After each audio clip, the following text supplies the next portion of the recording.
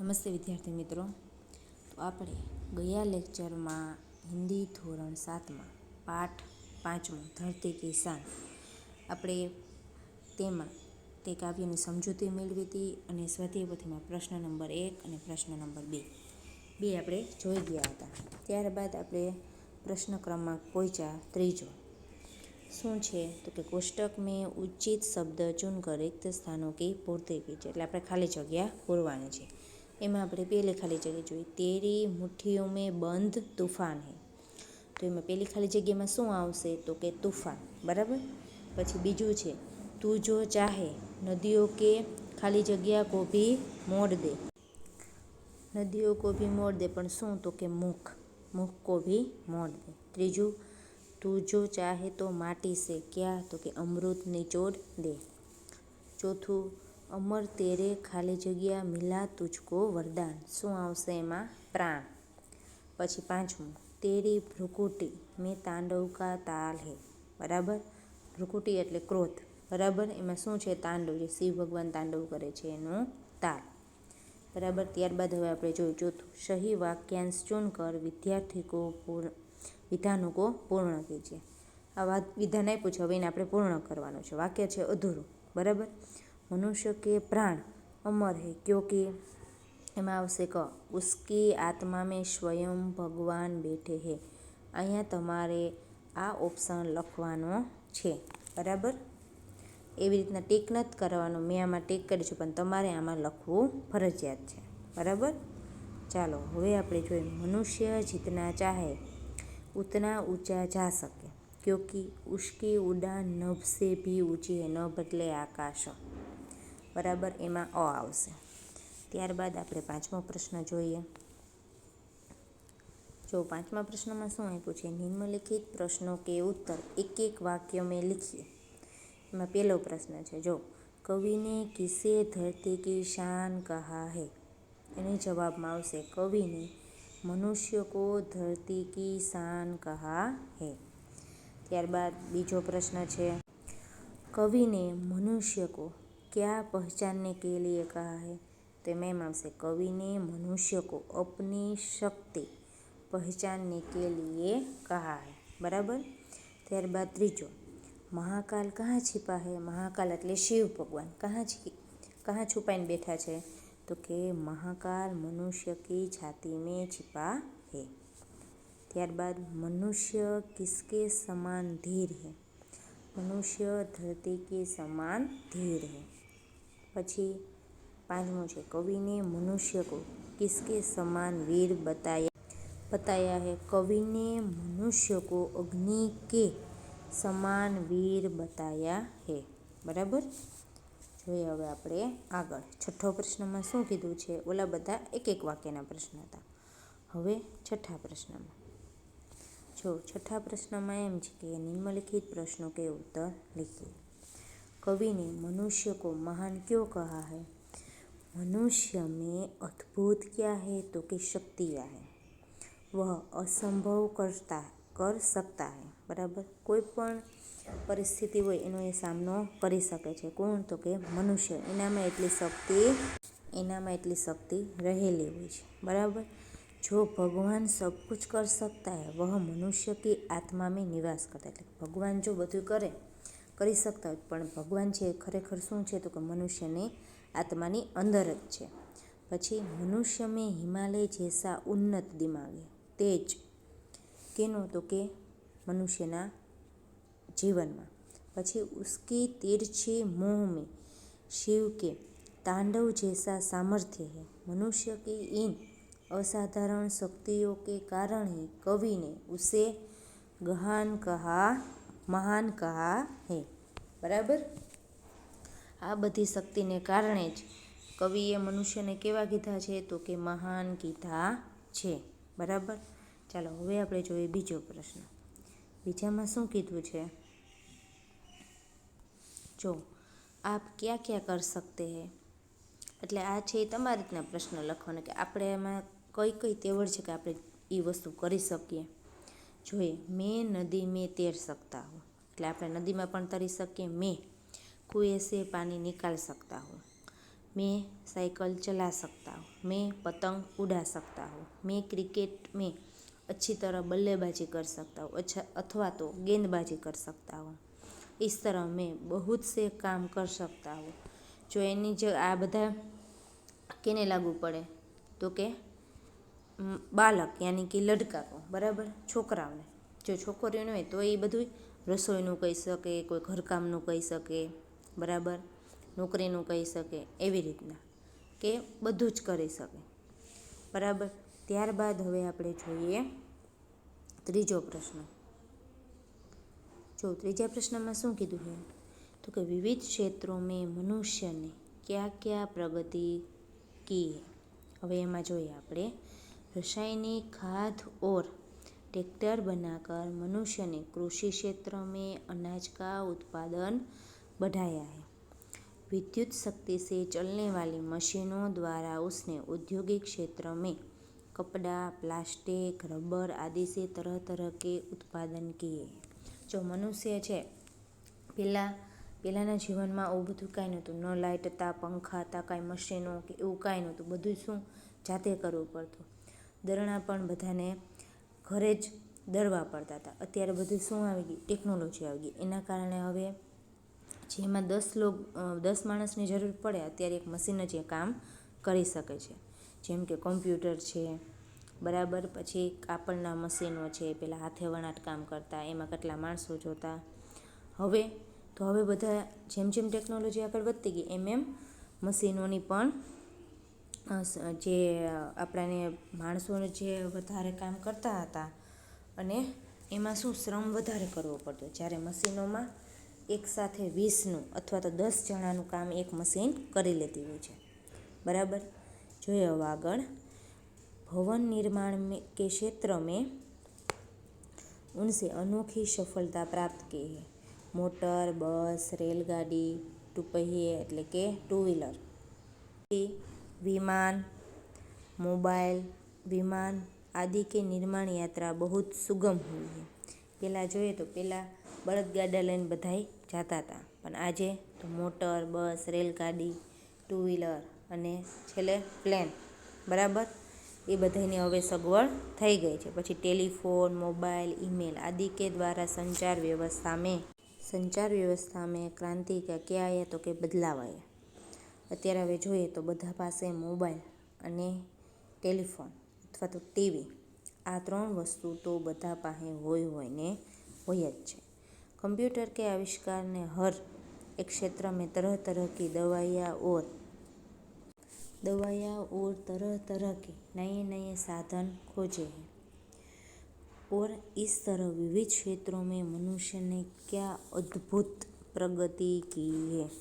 બરાબર. જો અહીં આપણે જોયું મનુષ્યને કેવી તો કે બધા ક્ષેત્રમાં, એમ નહીં કે આ ક્ષેત્રમાં મનુષ્ય પ્રગતિ નથી કરી, બરાબર, કપડાથી માંડીને મશીન સુધી. જોઈએ હવે આપણે ચોથું. अन्य जीवों से मनुष्य महान कैसे है. बराबर. तो मनुष्य के पास अन्य जीवों की अपेक्षा सोचने समझने की विशेष बुद्धि है. इसी बुद्धि के द्वारा उसने अनोखे आविष्कार किए हैं. मनुष्य के वाणी का वरदान मिला है. उसके पास भाषा को शक्ति है कि इसके बल पर वह सभ्यता संस्कृति का विकास किया. મનુષ્યની છે એક ભાષા છે, એ જ એનો એક મોટો વિકાસ છે. જો એ સારી ભાષા રાખે તો એ મનુષ્ય છે એ ખૂબ આગળ જઈ શકે, બરાબર. પછી इस प्रकार मनुष्य अन्य जीवों की अपेक्षा में महान है. હવે આપણે જોઈએ પાંચમું. મનુષ્ય ક્યાં ક્યાં કરી શકતા હે. આપણે પહેલાં ત્રીજા જ પ્રશ્નમાં જોયું હતું કે મનુષ્ય છે એ બધી જ કઠિનાઈનો સામનો કરીને આગળ વધે છે, બરાબર. હવે આમાં શું કીધું છે પાંચમા પ્રશ્નમાં, મનુષ્ય પહાડો કો તોડ सकता है, वह नदियों के बहाव को भी मोड़ सकता है, वह मिट्टी से क्या तो कि अमृत निकाल सकता है,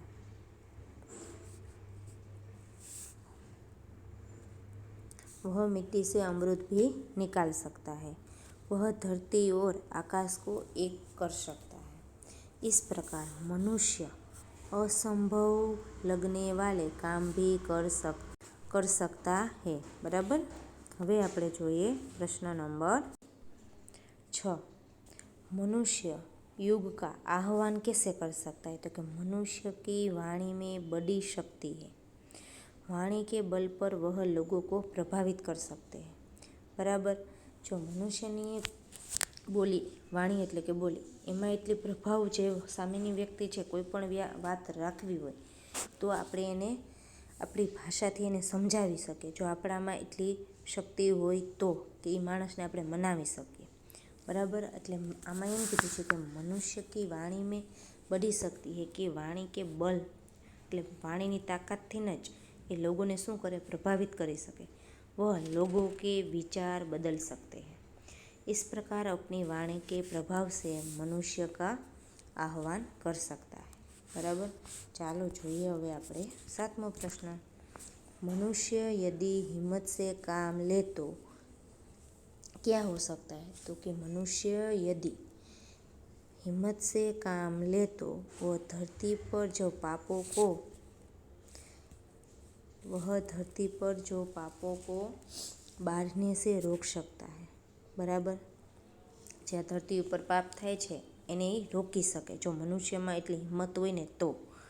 मनुष्य में बढ़ने वाली पशुता कम हो सकती है। इस प्रकार दुनिया में बढ़ने वाली पशुता कम हो सकती है। इस प्रकार मनुष्य यदि हिम्मत से करे तो दुनिया को क्या कर सकता है? तो कि बदल सकता है। बराबर। आ 6 प्रश्न આપણે અહીંયા પૂરા થયા। હવે આપણે આવ્યા 7મો પ્રશ્ન। 7મા પ્રશ્નમાં શું છે? તો કાવ્ય પંક્તિ આપી છે, આપણે એનો ભાવાર્થ કે સમજાવવાનો છે। જો એમાં પહેલી શું કીધું છે? પહેલી પંક્તિમાં તો કે પૃથ્વી કે લાલ તેરા हिमगिरी साभाल, तेरी भ्रुकुटी में तांडव का तात है। हे पृथ्वी के पुत्र, तेरे पास हिमालय जैसा ऊंचे दर्जे का दिमाग है। तू अगर क्रोध में अपनी मुंह तिरछी कर ले तो उसका वही असर होगा जो शिव के तांडव की ताल में होता है। बराबर। હવે આપણે જોઈએ બીજો પ્રશ્ન। गुरुसा मतिवान और पवनसा गतिमान, तेरी नभ से भी ऊंची उड़ान है। એ કેને કહે છે? તો કે જે ધરતીના સુપુત્રો છે તેને કહે છે। બરાબર। હવે શું કીધું? હે મનુષ્ય, तुझ में महान देवगुरु जैसी શું છે? તો કે बुद्धिमता है। और तू पवन की तरह क्या है? तो कि गतिशील है। तू आकाश से भी ऊंचे पहुंचने की तेरे में शक्ति रखता है। बराबर। એટલે તારામાં એટલી બધી જ શક્તિ છે જો તું કરી શકે ને તો। બરાબર। હવે આપણે જોઈએ 8મા પ્રશ્નમાં શું કીધું? નિમ્નલિખિત શબ્દો કે સમાનાર્થી શબ્દ। બરાબર। એમાં પહેલું છે ધરતી, ધરતીનું શું થશે? ભૂમિ। બીજું પર્વત, પર્વતનું તો કે પહાડ। પછી નદી, નદીનું શું થશે? તો બધાને ખબર જ છે સરિતા। ચોથું માટી, માટીનું ખબર છે મિટ્ટી। પાંચમું અંબર એટલે આકાશ। છઠ્ઠું અગ્નિ એટલે આગ। સાતમું પવન એટલે હવા। ત્યારબાદ શબ્દો કો અર્થ લીખીએ। આ જેટલા શબ્દ આવ્યા અને આપણે અર્થ કહેવાનો છે। ત્યારબાદ હષ્ટપુષ્ટનું શું થાય છે? તો તગડા અથવા તો હટ્ટાકટ્ટા, બે શબ્દ એનો અર્થ થાય હષ્ટપુષ્ટનો। બરાબર। ત્યારબાદ બીજો છે સંવાદ એટલે વાતચીત છે। સંવાદ એટલે શું થાય? બે વ્યક્તિ વચ્ચે વાતચીત થતી હોય તેને શું કહેવાય? સંવાદ। ત્યારબાદ શીઘ્ર, શીઘ્ર એટલે જલ્દી। ચોથું જોહર એટલે પરાક્રમ। પાંચમું છે અજનબી એટલે અપરિચ, જેને આપણે મળ્યા ન હોય અને પહેલી વાર મળીને શું કહેવાય? અજનબી। ત્યારબાદ વેદાંત એટલે બ્રહ્મા વિદ્યા। પછી મુકદ્દર એટલે ભાગ્ય। ત્યારબાદ સાર્ગિત એટલે શિષ્ય। પછી વૃત્તિ એટલે મનોદશા અને સ્પષ્ટ એટલે સાફ સાફ। બરાબર। ક્લિયર। ચાલો હવે આપણે આગળ જોઈએ। જો એમાં શું કીધું છે? ઉચિત જોડ બનાય, અને આપણે જોડકા જોડવાના છે। જો મનુષ્ય કી આત્મા મેં, તો એમાં શું આવશે? તો કે સ્વયં ભગવાન હે। પછી બીજું છે મનુષ્ય કે નયનો મેં, તો કે મનુષ્ય કે નયનો મેં જ્વાલ હે। બરાબર। હવે આપણે ત્રીજું જોઈએ. ત્રીજામાં શું કીધું છે તો કે મનુષ્ય કી ભ્રુકુટી મેં તાંડવ તાલ હે, એમાં છેલ્લું આવશે. બરાબર. ત્યારબાદ ચોથું છે મનુષ્ય કી વાણી મેં યુગ કા આહવાન હે. પાંચમું છે મનુષ્ય કી છાતી મેં તો કે મહાકાલ હે. બરાબર. જોઈએ હવે આગળ. જો આમાં શું કીધું છે કે વિરુદ્ધાર્થી શબ્દ દેખકર આપણે શું કરવાનું છે, એને વાક્યમાં પ્રયોગ કરવાનો છે. જો પેલું ઉદાહરણ આપી જ લીધું છે, ધરતીનું શું થશે તો કે આકાશ. હવે આકાશનો આપણે વાક્યમાં પ્રયોગ કરવાનો છે. એમાં એમ આવશે પક્ષી આકાશ મેં ઉડ રહે હે. બરાબર. એવી જ રીતના આપણે પેલું જોઈએ અમૃતનું શું થશે વિષ. શંકરજીને વિષ પી લિયા થા. બરાબર. પછી બીજું થશે વરદાનનું શું થશે અભિશાપ. દહેજ પ્રથા એક સામાજિક અભિશાપ હે. ત્રીજું ઊંચાનું વિરુદ્ધાર્થી નીચા. શર્મ સે ઉસકા સિર નીચા હો ગયા. ત્યારબાદ પાપનું વિરુદ્ધાર્થી તો કે પુણ્ય. વિદ્યા કા દાન બહુત બડા પુણ્ય હે. જીવનનું તો કે મૃત્યુ. વીર પુરુષ મૃત્યુ સે નહીં ડરતે. બરાબર. ચાલો હવે આપણે જોઈએ નીચે દિए गए शब्दों को शब्दकोश के क्रम के अनुसार लिखिए. બરાબર. ક્રમમાં લખવાનું છે. તૂફાન, વરદાન, નયન, શીશ, ક્ષતિ, આયના, શંકા. જો આયનામાં શું આવશે દર્પણ. પછી એનો આપણે અર્થે લખવાનું. પછી શું આવશે તો ક્ષતિનું થશે હાનિ. પછી શંકા. પછી એનું શું થશે પાવન. પછી તૂફાન. બરાબર. પછી નયનનું નેત્ર. વરદાનનું શું થશે કૃપા. બરાબર. પછી શેષનું થશે મસ્તક. બરાબર. હવે આપણે અહીંયા સુધી આપણે 5મો પાઠ થઈ ગયો પૂરો. આવતા લેક્ચરમાં આપણે વ્યાકરણ ભણીશું. બરાબર. વ્યાકરણનો પહેલો ટોપિક હશે સંજ્ઞા, જે આપણે ગુજરાતીમાંય ભણી ગયા. Okay, by.